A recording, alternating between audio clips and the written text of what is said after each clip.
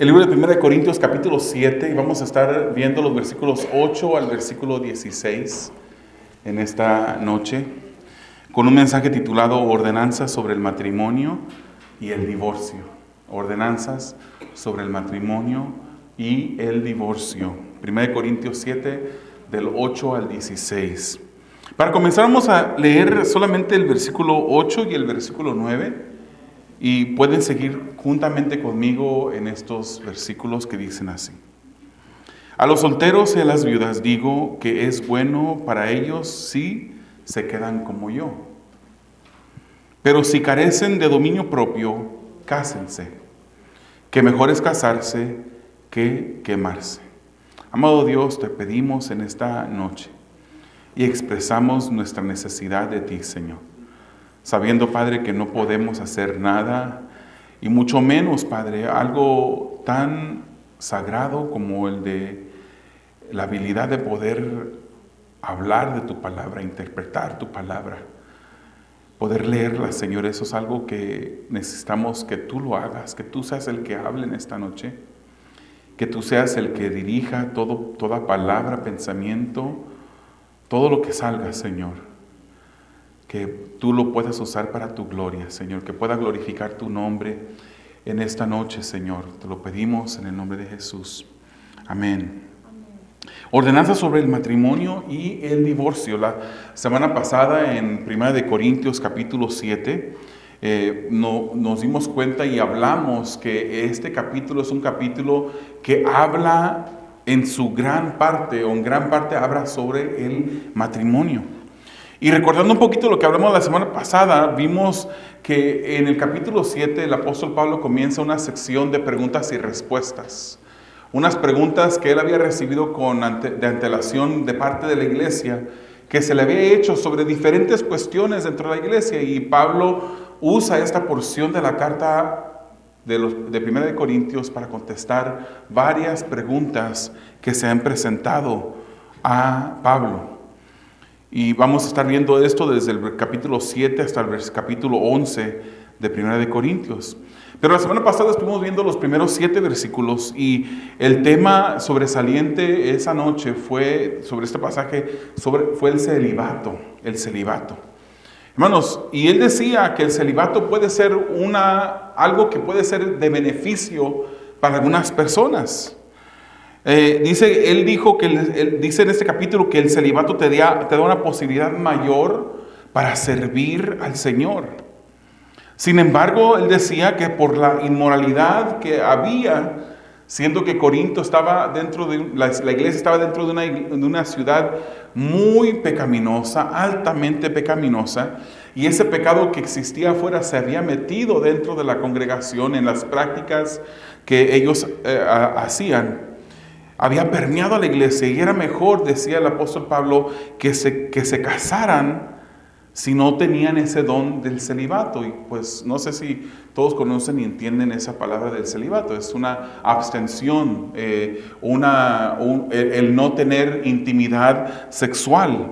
Y Pablo dice, si no tienes ese don del celibato, mejor es que te cases. Pablo aclara que el celibato también nunca se debe de practicar dentro del matrimonio y da una instrucción diciendo, dentro del matrimonio el celibato se puede practicar cuando por un tiempo determinado corto se apartan ambos en común acuerdo, el hombre y la mujer, el marido y la mujer, en común acuerdo se apartan por un tiempo específico para el tema de la oración, decía el apóstol Pablo. Esa es una excepción que el apóstol Pablo informa a la iglesia de Corinto en la que sí se podían, un matrimonio, abstenerse de intimidad. Es posible, hermanos, que la pregunta surge porque la iglesia había deducido que el acto de intimidad era un acto inapropiado. Quizás habían conectado la sexualidad, la intimidad, con la inmoralidad que había en la ciudad. Se recuerdan que en esta ciudad había un templo y que allí mismo, en el mismo templo pagano, no la iglesia de Corinto, sino que el templo se practicaba la prostitución y mucha inmoralidad. Pablo, hermanos, indirectamente afirma que la intimidad en el matrimonio no es mala. Al decir, no debe haber ese celibato dentro del matrimonio, él anima y promueve esta actividad dentro del matrimonio. No se era más espiritual por evitar la intimidad en el matrimonio. Y debía de practicarse la intimidad. No debía de practicarse el celibato dentro del matrimonio. Pero aún había más preguntas que el apóstol Pablo sigue contestando, y esas son las que vamos a ver en esta noche. Recordemos una vez más también que en Corinto el divorcio era una práctica común. Y que no era difícil, como dijimos la semana pasada, no era difícil poder encontrar alguna persona que hubiese sido divorciada 20 veces o más. Era algo practicado altamente, un divorcio que se hacía sin pensarla. Era fácil encontrar personas así. Y en el pasaje de hoy, Pablo aborda respuestas a temas como los siguientes. En los versículos 8 y 9, él habla sobre el matrimonio para las viudas y para las personas divorciadas. Ahorita vamos a explicar por qué es que estamos diciendo que está hablando de personas divorciadas. También en los versículos 10 y 11, él va a hablar sobre el divorcio y el matrimonio, en un matrimonio que tiene dos creyentes. La mujer y el esposo son ambos creyentes, y él va a hablar sobre el divorcio en ese contexto. Él también va a hablar sobre el divorcio y el matrimonio que tiene solamente un creyente y el otro no es creyente, en los versículos 12, 13, 14, y nos brincamos al 16. Porque el versículo 15 es un paréntesis que hace el apóstol Pablo, donde él habla sobre una situación en la que el creyente está casado con una persona que no es creyente, y el que no es creyente decide abandonar y divorciarse del que es creyente. Entonces, esos son los temas que vamos a abordar en estos pasajes. Pero antes de poder entrar a esos temas, recordemos lo que la Biblia ya nos dice sobre el tema del divorcio. Recuerde que el tema de esta noche es ordenanzas sobre el matrimonio y el divorcio. ¿Qué es lo que la Biblia ya nos ha revelado para este punto, cuando el apóstol Pablo ya escribe esta carta con respuestas a la iglesia que está haciendo todas estas preguntas? Primero sabemos, hermanos, que como ya se había dicho sobre el divorcio no es la voluntad de Dios. No cabe en la mente de Dios que lo que Él une, alguien más lo separe. Mateo 19:6 dice: así que ya no son dos, dijo Jesucristo, sino una sola carne. Por tanto, lo que Dios ha unido, ningún hombre lo separe. El libro de Malaquías en el Antiguo Testamento, capítulo 2, versículo 16, en su primer parte, Dios menciona el divorcio como algo aborrecible para Él. Él aborrece el divorcio. Entonces, Jesús abordó este tema del divorcio y permite y menciona que hay una permisión, hay un permiso para el divorcio cuando uno de los cónyuges dentro del matrimonio comete infidelidad. Esa es una razón. Y yo pensé antes de hablar de todas esas cosas, preguntar: ¿cuántas razones entienden ustedes que hay para el divorcio? ¿Bajo qué circunstancias permite Dios el divorcio en punto de que puede volverse a casar la persona? ¿Será una, la que menciona Jesús aquí en este momento? ¿Serán dos? ¿Serán 3, 4, 5, 6, 7? ¿Cuántas circunstancias hay en las que el Señor permite el divorcio de tal modo que la persona se pueda volver a casar? Esa es la pregunta que vamos a abordar, una de las preguntas que vamos a abordar en esta noche. Hasta este momento, hermanos, el Señor ha dicho que cualquiera que se divorcie de su mujer, salvo por infidelidad, Él dice, al menos que sea por infidelidad, Él está diciendo, si es por infidelidad, allí está bien. O sea, tampoco manda que haya divorcio. Tampoco es automáticamente hay infidelidad, la única alternativa que hay es el divorcio. Tampoco es lo que está diciendo el Señor. Vamos a explicar un poquito más sobre eso más adelante. Hasta el momento el Señor solo había abordado la infidelidad como un caso aceptable para el divorcio. Pablo agrega en este pasaje otros casos permisibles delante de Dios en lo que una persona se puede volver a casar después de haberse divorciado. Él aborda otros casos también en las que no se permite el divorcio. Entremos al mensaje, versículos 8 y 9. Este es un resumen del celibato que vimos la semana pasada. Pablo menciona el celibato como algo deseable. Como algo deseable. Mejor que contraer matrimonio es el celibato. Si como solteros y viudas se puede decir que tienen el don del dominio propio, del celibato. Si tienen dominio propio, si es algo por lo cual no van a luchar de tal modo que pongan sus vidas en riesgo de pecar a Dios, pecar delante de Dios, entonces el celibato es la mejor opción, dice el apóstol Pablo. Solteros, para los solteros, para las personas solteras y las personas viudas. Es claro, hermanos, a quién Pablo se refiere cuando menciona a viudas. Ahí no hay ningún argumento en contra. ¿Qué es lo que quiere decir una viuda? Sabemos lo que quiere decir una viuda. Es una persona que anteriormente estuvo casada y que pierde a su esposo por causa de la muerte de su esposo. Entonces esa persona queda viuda. Para la viuda, el apóstol Pablo menciona estas palabras. Pero entonces la pregunta es, ¿a qué persona o qué tipo de persona se refiere Pablo cuando él le dice a las personas solteras, aborda a las personas solteras y a las personas viudas? Las viudas está claro, pero ¿a qué se refiere cuando habla de las personas solteras? ¿Qué quiere decir Pablo al usar esta palabra soltero?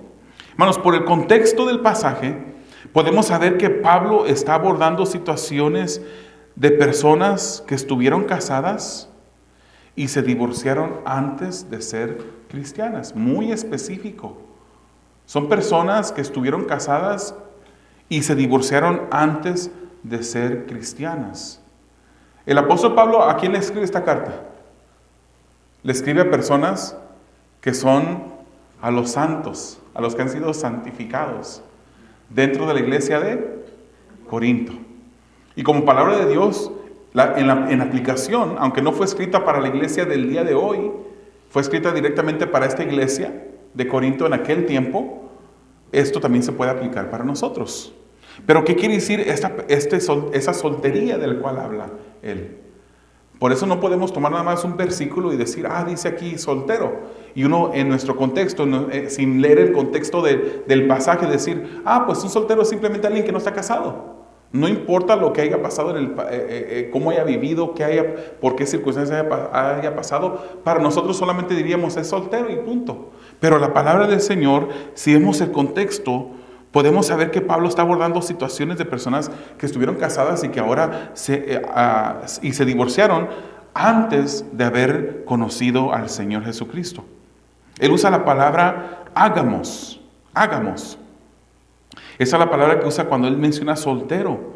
Ágamos. Gamos. La palabra gamos, no sé si la mira aquí, la letra en griego que parece una Y, es una A, es el alfa, que es lo que pronunciamos como una A. La G es como, la Y tiene pronunciación de G, es una gama.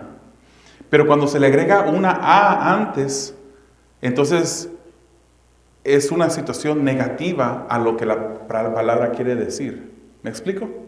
Por ejemplo, gamos quiere decir boda o matrimonio.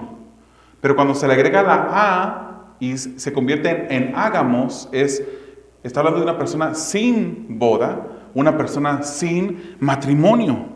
Con el prefijo A significa que no están casados. Es como cuando usted menciona la palabra una persona que es muy moral. Para decir que no es moral, usted le agrega una A antes de la palabra moral y dice, esa persona es amoral. Una persona que no está involucrada, que no es moral, pues. Amoral, inmoral también, pero amoral también se puede usar. Se puede usar también, es una persona amoral. Entonces, esta persona sin matrimonio no es una persona virgen. No es una persona que nunca haya contraído matrimonio, que nunca haya entrado en ese pacto de matrimonial. Porque más adelante el apóstol Pablo menciona en el versículo 34 a las personas que son vírgenes. Entonces no está hablando de una persona que nunca se ha casado.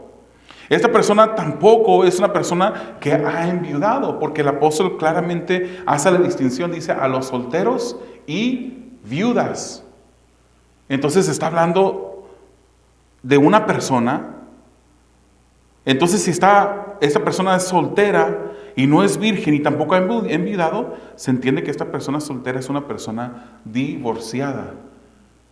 Y se entiende que como Dios aborrece el divorcio, esta persona se divorció antes de conocer al Señor. ¿Vamos entendiendo hasta ahorita? Hermanos, dado el desorden matrimonial en la ciudad de Corinto y consecuentemente dentro de la iglesia, porque pues las personas que vivían como vivían en Corinto, después conocían al Señor, se llegaban a la iglesia, se congregaban dentro de la iglesia. Al parecer había personas que se divorciaron antes de venir a Cristo y personas viudas en la iglesia.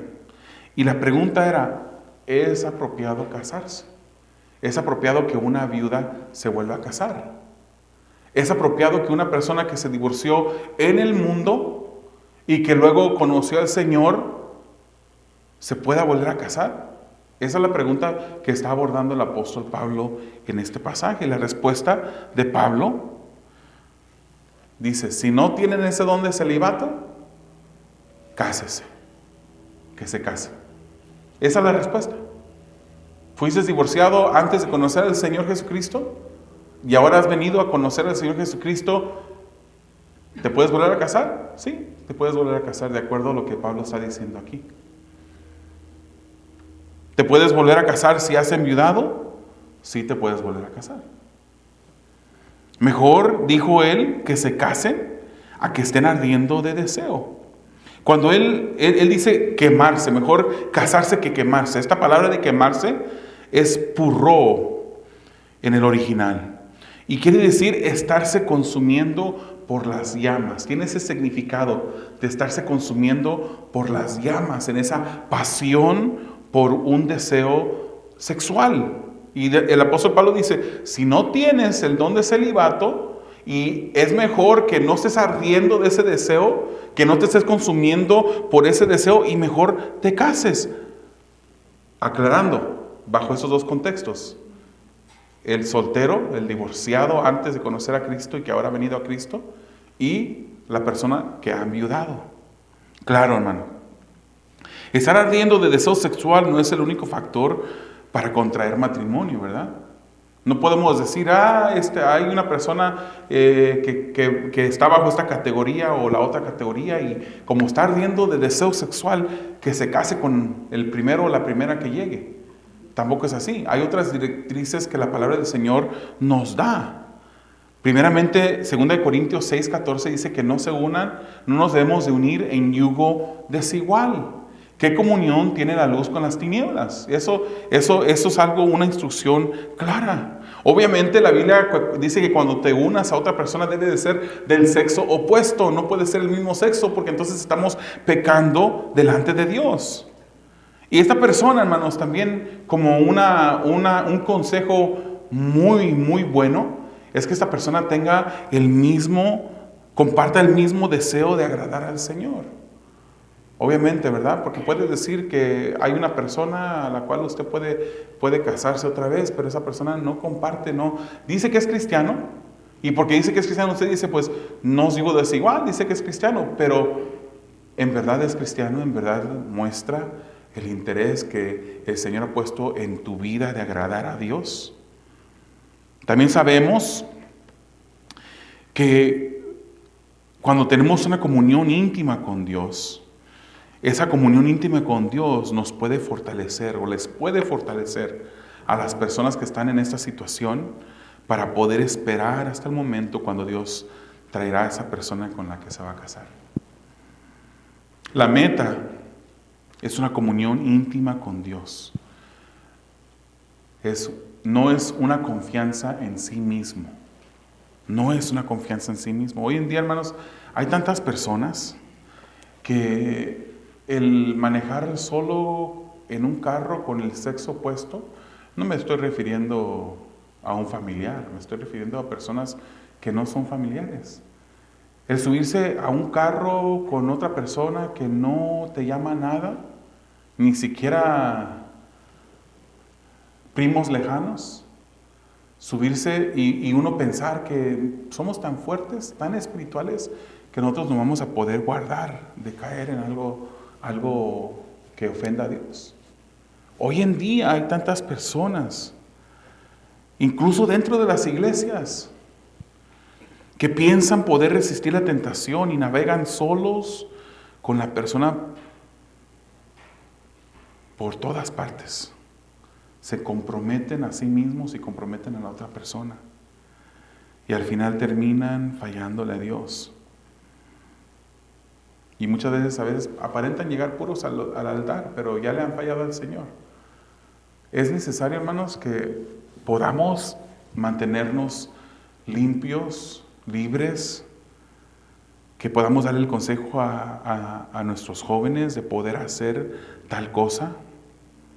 En tiempos pasados, hermanos, yo he tenido la oportunidad de animar a jóvenes. Yo me recuerdo un joven específicamente que ya estaba comprometido con su futura esposa, que andaban para arriba y para abajo en el carro solos. Y seguramente ellos pensaban pues que nada iba a acontecer, porque en el momento cuando uno piensa subirse al carro, uno dice, todo va a estar bien, porque yo honro a Dios. Pero el enemigo es un enemigo tan sucio que puede engañar a cualquier persona. Es bueno decirle a nuestros jóvenes que vivan un noviazgo que honre a Dios. Y qué bueno, hermanos, poderle aconsejar también a los jóvenes que cuando haya un noviazgo, sea un noviazgo que es porque va dirigido al matrimonio, ¿no? Hoy en día también el modelo del mundo es que los jóvenes hoy tienen un novio, luego tienen otro novio y al final a través de todos sus años de la escuela de preparatoria, no sé cuántos novios tienen. Pero el noviazgo es para las personas que ya están listas para comprometerse y van rumbo al matrimonio.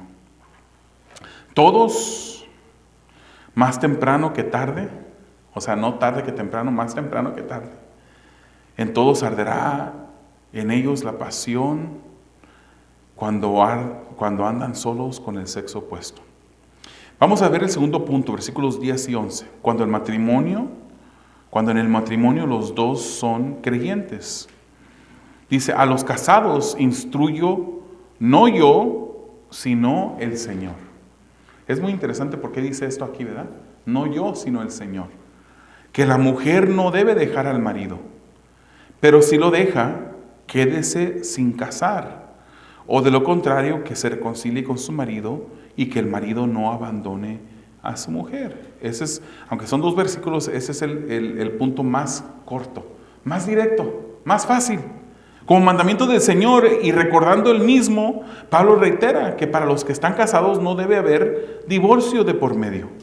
El dejar al marido o abandonar a la mujer es divorcio. Y posiblemente algunos matrimonios pensaban divorciarse en esa iglesia de Corintio, y el apóstol Pablo les dice, no deben de divorciarse. Aunque ustedes piensen que al divorciarse se van a mantener más puros para el Señor, no es así.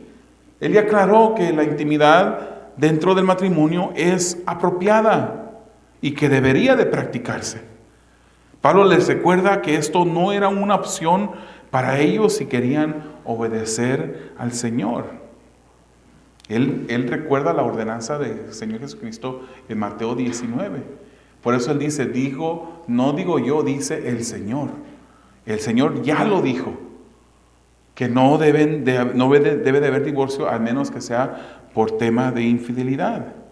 Siguiendo con esta misma ordenanza del Señor, era necesario que si una persona ya cristiana se había divorciado de su cónyuge cristiano, debía entonces permanecer sin casarse.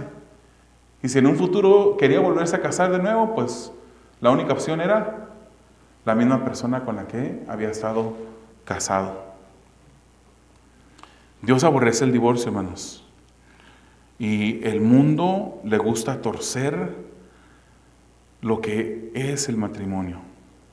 Hay un dicho por ahí que vivimos en un tiempo hoy en día que no es como antes, cuando las cosas se rompían en un tiempo de antes, se arreglaban, ¿no? Se buscaba un arreglo para las cosas.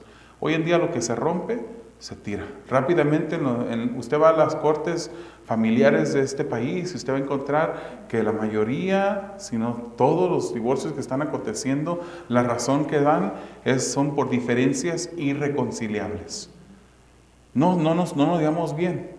¿Por qué? Porque el orgullo ha tomado dominio de ese matrimonio. Ya una persona dice, no está haciendo lo que necesita hacer por mí, y la otra persona dice, pero es esa persona la que no está haciendo lo que necesita hacer por mí. Y cada quien busca lo suyo propio en lugar de pensar en lo que... Y no podemos esperar otra cosa, hermanos. Si así es lo que está pasando hoy en día en gente que no conoce al Señor, ¿verdad? No podemos esperar otra cosa. Vamos al tercer punto, cuando en el matrimonio uno no es creyente, uno de los dos no es creyente. Leamos versículos 12 al 14 y el versículo 16. Dice, pero a los demás digo yo, no el Señor. Fíjese qué interesante, pero a los demás digo yo, no el Señor. Que si un hermano tiene una mujer que no es creyente y ella consiente en vivir con él, no la abandone. Y la mujer cuyo marido no es creyente y él consiente en vivir con ella, no abandone a su marido. Porque el marido que no es creyente es santificado por medio de su mujer. Y la mujer que no es creyente es santificada por medio de su marido creyente. De otra manera sus hijos serían inmundos, pero ahora son santos. Pues ¿cómo sabes tú, mujer? Ya hace el versículo 16. Pues ¿cómo sabes tú, mujer, si salvarás a tu marido? ¿O cómo sabes tú, marido, si salvarás a tu mujer? Entonces, ¿y qué debería de hacer un hermano casado, que está casado con una persona que no es creyente? ¿Era posible que existiese el pensar en estas personas en la iglesia de Corinto que su matrimonio no estaba honrando a Dios? Y por eso le hacen estas preguntas al apóstol Pablo. Todo lo que está hablando aquí desde el capítulo 7 hasta el capítulo 11 son respuestas a preguntas que la iglesia le había hecho a Pablo. Entonces quizás había personas dentro de la congregación que decían, mi matrimonio no está honrando a Dios porque yo estoy casado con una persona que no es creyente. ¿Qué debo de hacer ahora? ¿Me divorcio? Pero Pablo aquí claramente dice, si la persona que no es creyente consiente en vivir con un creyente, que el creyente no abandone al que no es creyente. Eso es lo que está diciendo el apóstol Pablo. También era posible que un creyente pensara que había deshonrado a Dios teniendo hijos con una persona que no era creyente. Estos son posibles temas que el apóstol Pablo aborda en esos versículos 12 al 14. Y Pablo comienza diciendo a los demás matrimonios en donde no son creyentes ambos cónyuges. Primero él aborda en los matrimonios en los que sí son creyentes los dos. Ahora a los demás matrimonios. Obviamente está hablando a una iglesia. Está hablando a los matrimonios en donde por lo menos uno de ellos es creyente. A estos creyentes, Pablo ahora dice a la inversa, digo yo, no el Señor. Y algunas personas han tomado esto como si sería que el apóstol Pablo está dando una opinión personal. ¿Por qué dice, digo yo y no el Señor? Primero dijo, a los que son casados, que dos son creyentes, dice el Señor y no yo. Ahora a los que son un matrimonio donde uno es creyente y el otro no es creyente, dice, digo yo, no el Señor. ¿Por qué lo dice así? ¿Serán meras opiniones humanas? Se recuerda que la semana pasada hablamos que 1 Corintios 14, versículo 37, Pablo dice que todo lo que había escrito en este libro son ordenanzas, mandatos de Dios. Entonces, esto no es una simple opinión humana la que Pablo está diciendo cuando él va a abordar a un matrimonio donde uno es creyente y el otro no. Ahora Pablo aborda otro caso y lo dice así, digo yo y no el Señor, porque él está diciendo, esto no lo ha abordado el Señor. En Mateo 19 no podemos encontrar que Jesucristo menciona a un matrimonio donde uno es creyente y el otro no, donde uno tiene fe y el otro no tiene fe. Por eso dice, digo yo, ahora estoy a punto de abordar esa situación que no fue abordada por el Señor Jesús. Si un creyente está casado o casada con un no creyente y el no creyente consiente seguir en el matrimonio, el creyente no debe de pensar en abandonar al no creyente. Parece como un poquito de rompecabezas, ¿verdad? Lo vuelvo a repetir. Si un creyente está casado o casada con un no creyente y el que no es creyente quiere seguir dentro del matrimonio, el creyente no debe de pensar en abandonar al que no es creyente. El creyente no debe de pensar que su hogar deshonra a Dios, que es desfavorecido por Dios porque está casado con una persona que no es creyente. Más bien, hermanos, el apóstol Pablo aquí dice que el cónyuge no creyente es santificado por el cónyuge creyente. Y aquí, hermanos, hay que tener cuidado, ¿verdad? Porque de nuevo, si leemos la escritura y decimos, oh, el que no es creyente es santificado, porque es creyente, uno diría santificado. ¿Quiere decir la palabra santificado? Oh, quiere decir que el que no es creyente es salvo por el que es creyente. ¿Será eso lo que el apóstol Pablo está diciendo?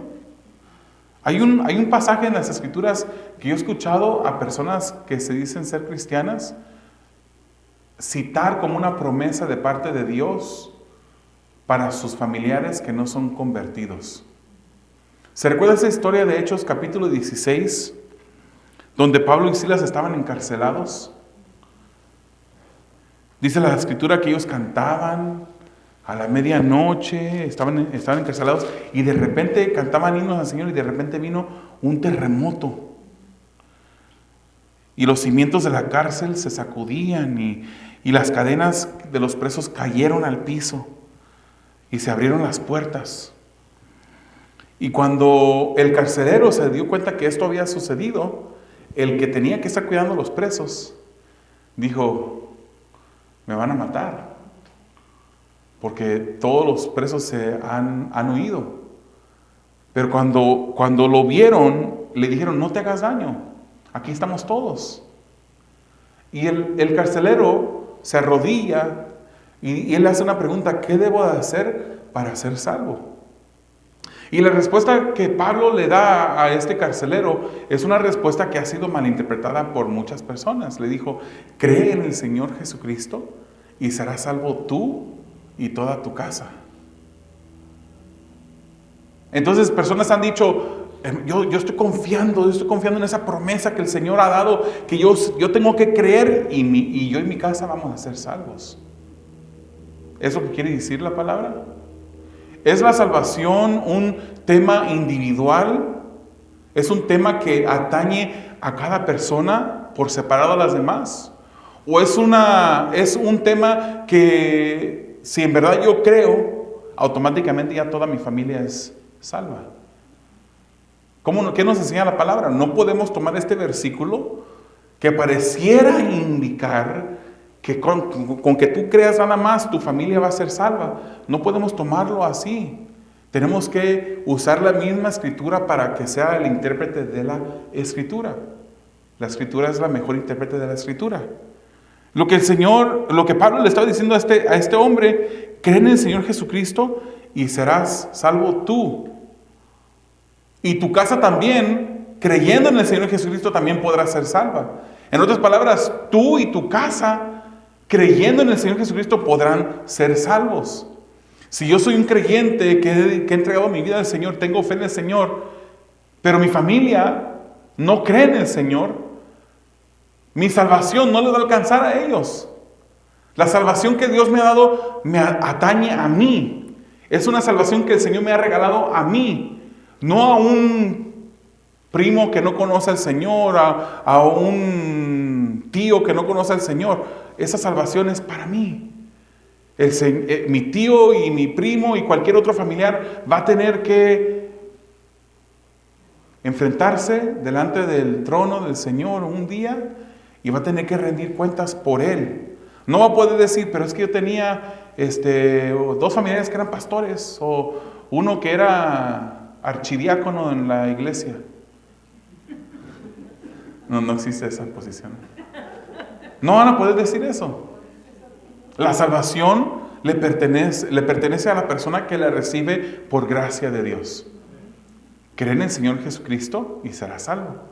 Tu familia debe de creer en el Señor Jesucristo también y será salvo. Entonces, el apóstol Pablo está abordando y dice que el que no es creyente es santificado por el creyente. ¿Qué quiere decir eso entonces? No es salvación. El que no es creyente, no es creyente. La salvación es por fe. Y si no es creyente, no tiene fe. Entonces no puede recibir salvación, pero es santificado por el que es creyente. Antes de dar la respuesta, vamos a abordar otra parte de la familia, los hijos. ¿Qué tal si he deshonrado a Dios? Pensarían algunos hermanos en Corintio. Tengo un cónyuge que no es creyente, yo soy creyente y he tenido hijos con esta mujer o este hombre que no es creyente. ¿Serán mis hijos inmundos? Porque yo, siendo un hijo de Dios, me he unido a una persona que no es hijo de Dios. ¿Serán inmundos? El apóstol Pablo aquí también dice que esos hijos no son inmundos, sino que son santos. Usa esa palabra, que son santos. ¿Qué quiere decir eso? Son santos hijos de Dios. Que porque la mamá tuvo fe, ya los hijos, o porque el papá tuvo fe, ya los hijos también van a tener. ¿Se puede heredar la salvación, hermanos? ¿Se puede heredar la fe que uno tiene para que nuestros hijos también tengan salvación? A lo mejor hasta nuestros nietos también podrán heredar nuestra fe. No se puede. De nuevo, la salvación, la fe es un tema individual. Aquí va otro versículo que la gente usa malmente. Proverbios 22:6. Instruye al niño en el camino que debe andar, y aun cuando sea viejo, no se apartará de él. Esa es la nueva Biblia de las Américas. La Reina Valera pareciera decirnos algo un poquito más claro. Pareciera. ¿Creen el Señor? No, dice, instruye al niño en su camino. Y cuando uno lee su camino, uno piensa en el camino de Dios, ¿verdad? Que cuando fuere viejo no se apartará de él. Y uno piensa, pues yo tengo mis hijos a los cuales yo estoy criando, yo crié dentro del Evangelio y van a ser salvos. Yo declaro, yo me apropio de esa promesa de Dios. El Señor no ha dicho que porque tú criases a tus hijos en el Evangelio, automáticamente ellos van a ser salvos. Es una cuestión individual que se va a reflejar por medio de una vida que está siendo santificada después de haber venido en fe a Jesús. Entonces, lo que quiere decir esto es, instruye al niño en el camino que debe de andar, y aun cuando fuera viejo, nunca se le va a olvidar lo que tú le enseñaste. Puede que sea desobediente, puede que no quiera hacer lo que tú le enseñaste, pero esa enseñanza nunca va a dejar su mente. Siempre va a recordar esa enseñanza. De nuevo, esto no es que los hijos son santos en el término salvífico, sino que son, así como el cónyuge es santificado, el cónyuge no creyente es santificado por el cónyuge creyente, y así como los hijos son santos por el padre o madre creyente, eso quiere decir que son apartados. La palabra santos, hermanos, quiere decir apartado, significa eso. Este hogar, porque hay un creyente dentro de este hogar es apartado, es favorecido, es bendecido por Dios, porque dentro de este hogar habita una persona que tiene fe en Jesús, un hijo de Dios. Esto es lo que el apóstol Pablo está diciendo. El ejemplo que un hijo recibe de parte de un padre creyente, que también está recibiendo un ejemplo de un padre que no es creyente, deben de ser contundentemente diferentes. Y cuando el hijo mira el ejemplo del padre creyente, Dios mismo puede usar esa influencia de un padre o una madre piadosa o piadoso para tocar el corazón del hijo y traerlo a salvación. Pero eso no quiere decir automáticamente que el cónyuge no creyente va a ser salvo.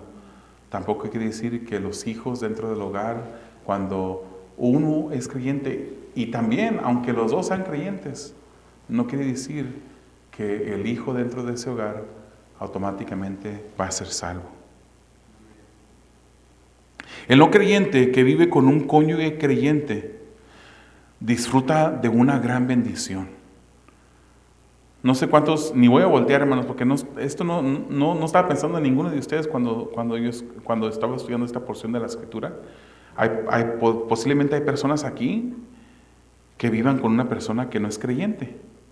No estoy seguro, ni estoy pensando en nadie. Pero el que no es creyente, hermanos, que vive con un cónyuge que es creyente, recibe la influencia piadosa de ese cónyuge creyente en el hogar. Y esto es un gran beneficio para ese no creyente.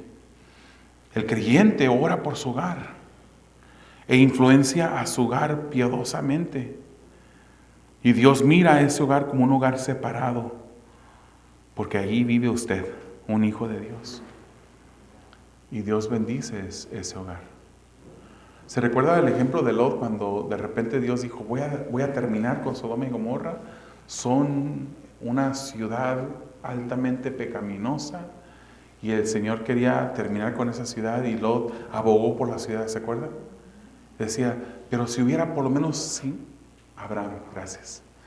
Si por lo menos hubiera 50 personas justas dentro de ese hogar, ¿tendrías misericordia de ese lugar? Y el Señor dijo, sí, si hubieran 50, sí. Pero no se encontraron los 50.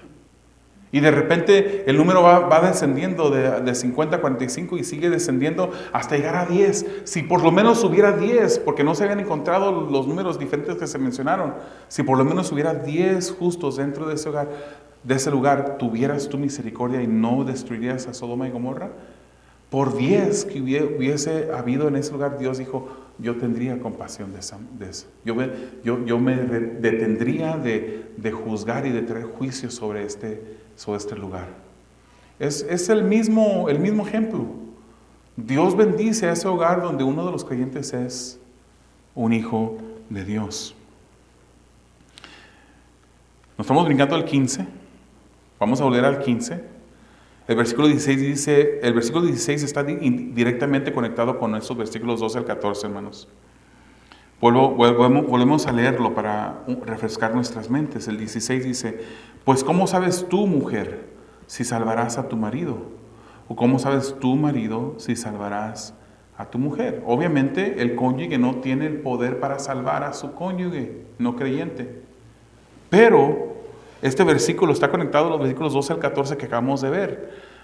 En esta misma santificación de un hogar apartado para Dios, por causa de un creyente que vive en el hogar, Pablo menciona esta bendición adicional. Es posible que Dios traiga salvación al cónyuge no creyente por causa del cónyuge que es creyente, que está viviendo una vida piadosa, que está viviendo una vida de buen ejemplo para su cónyuge no creyente, que honra a Dios en el hogar, que intercede por su hogar.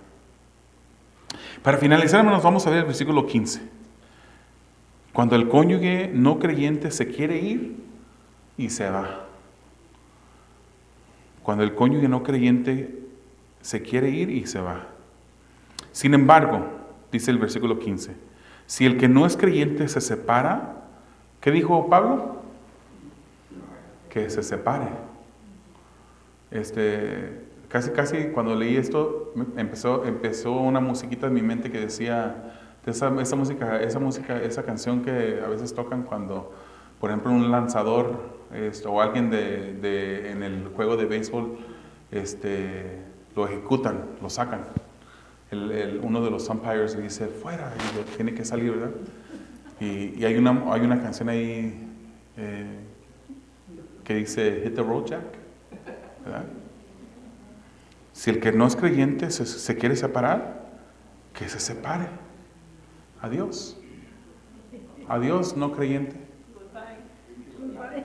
El que no es creyente se quiere ir, que se separe. Dice, en tales casos el hermano o la hermana no están obligados, dice Pablo, sino que Dios nos ha llamado para vivir en paz. Cuando Dios da un permiso para algo, y sabemos que las escrituras son inspiradas por Dios, y si en las escrituras dice que una persona se puede divorciar por causa de infidelidad, si se puede divorciar, es que se puede volver a casar. Si la persona ha enviudado, se puede volver a casar. Y el abandono de un no creyente es asumido. Se asume y se entiende claramente, ni siquiera es tanto asumir. Se entiende claramente por la Escritura que la persona que se está yendo del hogar es una persona que no conoce a Dios. Porque no se espera que una persona que es creyente desobedezca a Dios de esta manera. El que es creyente, ya lo dijo Pablo, si eres creyente no hay divorcio, ¿verdad? Pero si el que no es creyente se quiere ir, que se vaya. Hasta el momento Pablo reitera el permiso de Jesús. El divorcio existe en el caso de infidelidad o adulterio.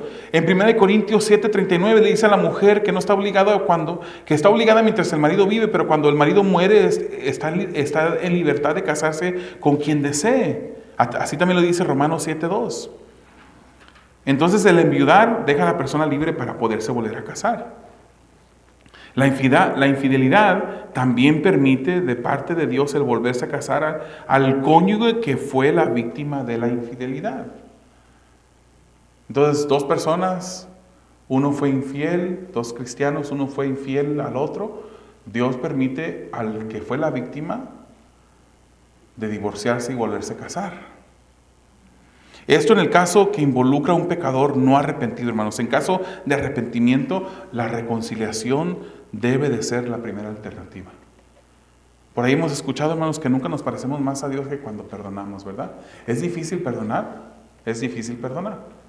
Pero si el que ofendió, el de los dos, se arrepiente y pide reconciliación, es el deber de nosotros perdonar y reconciliar esa relación para honra de Dios.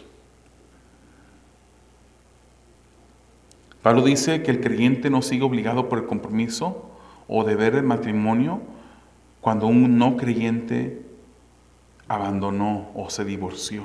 Un no creyente. Entonces, el caso de abandono también es un caso en la que Dios permite que la persona se vuelva a casar. ¿Cuántos casos hay entonces? ¿Uno? ¿Hay dos? ¿Tres? Por ahí hay cuatro. Nomás hay tres. Tres. Está por causa de infidelidad y si quiere reconciliación el que falló, que se luche por la reconciliación. Pero está en la infidelidad. Está el otro que no es un divorcio, pero está la muerte del cónyuge. Cuando ya enviuda la persona, se puede volver a casar. Y el tercero,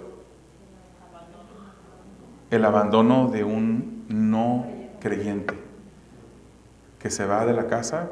El que es creyente, nos dice aquí, hermano, si el no creyente se quiere ir, no, déjenlo ir. Déjenlo ir. El Señor nos ha llamado a paz. Y si lo deja ir, si está permitiendo el Señor dejarlo ir y divorciarse, entonces está bien volverse que esa persona se vuelva a casar. Entonces resumimos esta noche para terminar. Si fue divorciado antes de conocer al Señor o enviudó y no tiene el don de celibato, es mejor que se case. Pero siempre pídanle dirección a Dios antes de tomar una decisión de esta índole. Número 2, Dios aborrece el divorcio, lo sabemos.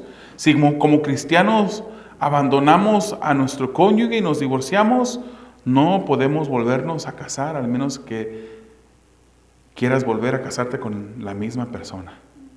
Número 3, No uses el argumento, ay, es que estoy casado con una persona que no es cristiana. Somos yugo desigual, me tengo que divorciar. No. Más bien pide a Dios, si el cónyuge no creyente consiente en seguir casado, sigue casado. Y pide a Dios por tu cónyuge, por su salvación y por la salvación de tus hijos. Y número 4, si tu cónyuge no es creyente y se quiere divorciar de ti, adiós. No luches más en contra de eso, porque Dios te ha llamado a paz. Amén. Amado Dios, te damos gracias por tu palabra. Te pedimos, Señor, que tú nos ayudes a nunca usar de ella, de tal modo, Señor, que podamos nosotros beneficiarnos egoísta y pecaminosamente. Ayúdanos, Señor, a comprender siempre lo que tu palabra nos enseña, a recordar siempre lo que tu palabra nos enseña para poder obedecerte, Señor, y vivir de manera como tú quieres que vivamos. Honra, Señor, las personas que te obedecen. Señor, bendice esos hogares. Tú ya lo has prometido hacer, Señor. Sigue bendiciendo esos hogares, Padre, en los cuales hay un creyente viviendo con un no creyente, Señor. Permite, Padre, que la infidelidad ni siquiera se mencione, que la palabra divorcio dentro de un matrimonio que te conoce ni siquiera se mencione, Señor.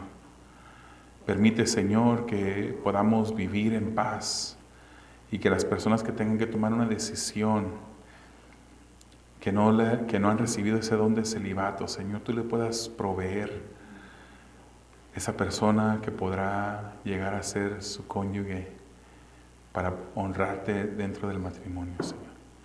Lo pedimos confiando en el nombre de Jesús. Amén.